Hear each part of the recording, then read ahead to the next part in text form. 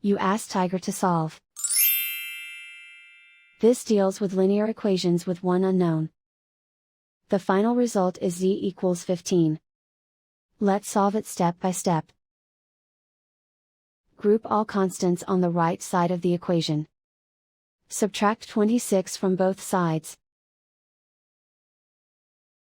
Group like terms. Simplify the arithmetic.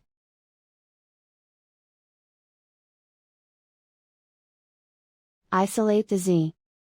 Divide both sides by -5. Cancel out the negatives. Simplify the fraction. Cancel out the negatives. Find the greatest common factor of the numerator and denominator.